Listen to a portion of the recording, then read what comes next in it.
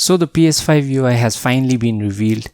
Sony also talks about backwards compatibility. We have the first impressions of Xbox Series X next-gen games, some more in-game footage of Spiderman Miles Morales, and Ghost of Tsushima Legends is out. Hey, what is happening guys? This is Orca from Orca's Gaming Corner and welcome to another week of gaming news. So we finally get a look at the PS5 UI and I like how it looks, stylistic and different from what we have on the PS4. Now aside from how it looks, there are a couple of things that are important. The entire UI, or as they call it, the control center, is comprised of various cards, and these cards may be for some activity, a recent game that you've been playing, a party chat, sharing content to social media, your progress in games, checking out who is online, and many more things. You can select them and get into these activities by selecting the cards. On top of having a screensaver, any game that you've been playing will also be shown on the background like a screensaver, and you can resume in and out of the game in an instant. The big one is activities card. These cards show you progress on how certain games that you've been playing are. It shows you level by level completion status, whether you have missed out on stuff like loot and many other things like side quests, including an estimation of how long it would take on an average to finish the game. This is all fine, I guess, for people who don't have time, but the thing that ticked me off was the fact that these cards can give you video solutions as how the item in question can be retrieved or a quest can be completed. That to me as a gamer is unnecessary and just spoils the adventure of playing a game. If you want everything to be spoon-fed, just go and watch Netflix. Why the hell are you even playing games? And I remember Sony talking about something similar last year where they talked about an AI that would help you play games better on the PS5 and complete more games. This in general I don't think is a good idea, and also what about the trophies? It becomes useless. Hopefully there is a way to turn this feature off. The last point that I liked was the feature where the PlayStation Store is an integrated app of the operating system, and the fact that browsing the PlayStation Store will be much smoother and faster compared to the PS4 store. Also, before I forget, the PS5 will support recording videos at 4K, and the UI will also support 4K and will be in HDR. Now I'm not sure whether it is recording videos, gameplay videos at 60 FPS 4K with HDR or without HDR, or even if it is 60 FPS, we'll just have to wait and see that. So yes, overall it is different compared to the PS4 UI and I like most of the changes. The next news is pretty old, but since I missed it back then, let me put it out here. The PS5 will support 99.9% of games on the PS4, and some of them will also get something which is called a boost mode and will run at higher frame rates and higher resolutions, which is of course good. So we can safely assume that our favorite titles on the PS4 should get a boost mode. Also, however, there is no talk about PS1, PS2 and PS3 games. To give you an idea of where we stand on the back compat, out of the 4,000 or so PS4 games, there are just 10 games that are currently not running on the PS5, and even out of that, 2 of them are getting patched by developers, I've heard. So majority of PS4 games will work on the PS5. Now let's talk about Xbox Series X and Dirt 5 a bit. I definitely appreciate the fact that Dirt 5 will run at 120 FPS on the Xbox Series X, but the game in no way looks next gen. I think Forza Horizon 4 looks way better than this, and I'm not sure why Microsoft chose this game to showcase the graphics and power of Series X.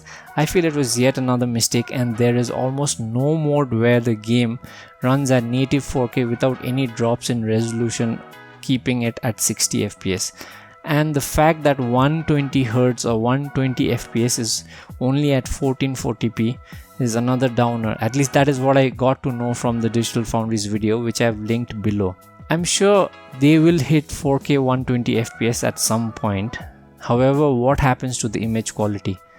On the video, they already mentioned that at some points the image quality actually dips down to 1080p. So I don't know how Codemasters can just go ahead and claim that their game runs at 4K at 120 FPS. We all got a sneak peek at the actual gameplay of Spider-Man Miles Morales courtesy of Game Informer, and it looks badass. Even though the game is a bit smaller in length compared to the original PS4 Spider-Man, still it will be a wholesome experience is what developer Insomniac Games have said. And there is no doubt that the footage on the screen looks good.